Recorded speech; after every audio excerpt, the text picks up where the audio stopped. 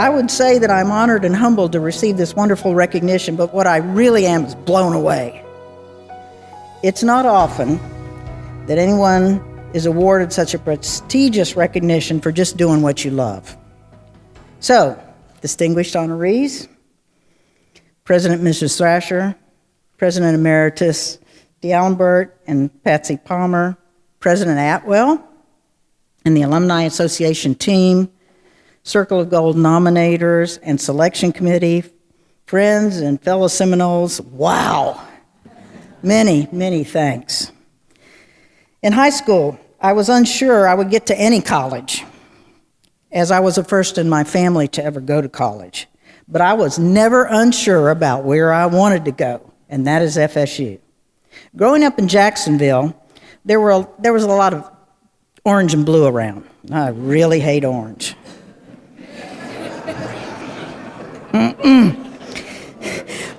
But I had some wonderful teachers at a very young age who were FSU graduates. And one of those teachers had worked with the Tarpon Club here at Florida State University when she was doing her work here. And so she got the Tarpon Club to do a road trip to Jacksonville to do a performance. Well, that sealed the deal. That was it. I must admit, I did not have purely academic intentions in mind coming to FSU. All I could think of was swimming with the Tarpon Club. Thankfully, once in the club, the smaller community that Tarpon was within the larger university helped me to succeed and helped me to lead.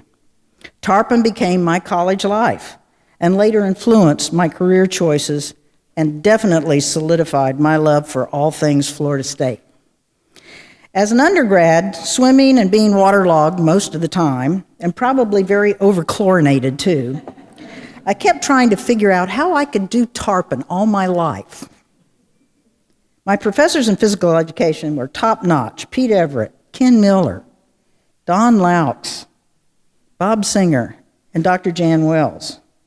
Dr. Wells, who tried her very best with me, still thinks I marched to a different drummer. But she now says that probably I did turn out okay after all. And I did actually get to do Tarpon for 30 years as a coach. My career at the only place I ever wanted to be, Florida State, turned into 35 years as an administrator in student affairs and as the director eventually of campus recreation.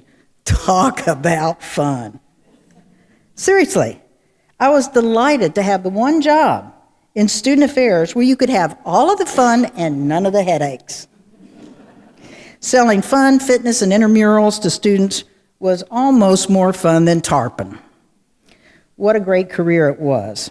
A wonderful pleasure working with distinguished leaders like President D'Alembert, Weatherall, Barron, and of course, President Thrasher. Vice President for Student Affairs, Dr. Bobby Leach, and Mary Coburn. And professional mentors like Cheryl Reagans and Nancy Turner. Interacting with so many student affairs colleagues, the extended family of FSU, of whom Dr. Betty Lou Jonas and the judge they're the top. You need to learn from them. And then many of the great athletic coaches and administrators that I've come to know and work with over the years. Joanne Graff, Dr. Cecile Renaud, even Bernie Waxman. Amazingly, some of whom are still my friends today. It was a joy to work with so many great students also. Student employees, student senators, student body presidents. It's especially enjoyable today for me to see so many students who have distinguished themselves as professionals, like Julie Dunn Eichenberg, she's somewhere here, yes, Brock Howard, Commissioner John Daly. He was as instrumental as anyone in helping us get a Leach Center here. And foundation trustees like, I call him my Peter Collins, but he just calls himself Peter Collins. And of course, too many other excellent students to name. It was always my hope, however, that I could give something back to FSU. And with my partner, Janet Stoner's help and the inspiration of one of our mentors, Mary Lou Norwood, we have been able to do that.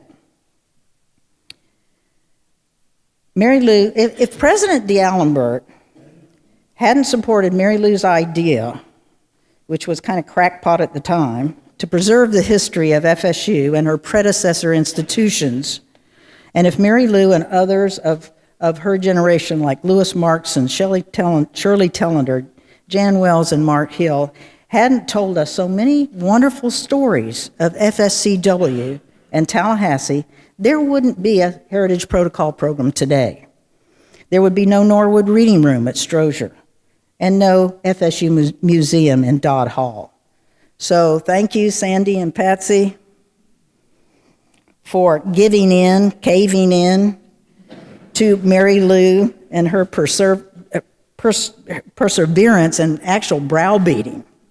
And thanks also to Donna McHugh and Dean Julia Zimmerman and the FSU libraries for supporting and assuming responsibility for the Heritage Protocol and museum programs. Thanks for letting Janet and me support these efforts, thereby allowing us to help save our institution's history. The Alumni Association Circle of Gold Award recognizes individuals who, through their service and achievement, personify the university's tradition of excellence, as Chairman Lynch said. I hope to someday live up to that excellence that is Florida State. And this Circle of Gold honor tells me I might be starting on the right track. But I think I do know how to continue from here, and that's by following the example of our foremothers of Florida State College for Women, and by continuing to honor the rich, rich heritage of FSU that we all share. Thank you all so, so much.